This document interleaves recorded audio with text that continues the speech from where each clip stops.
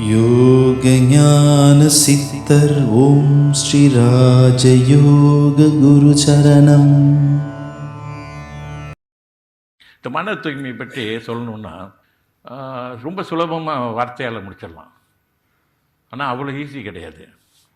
இறைவன்கிட்ட நம்ம ஒரு பிரார்த்தனை செய்கிறோமோ வழிபாடு செய்கிறோமோ உண்மையாகவே செய்யணும்.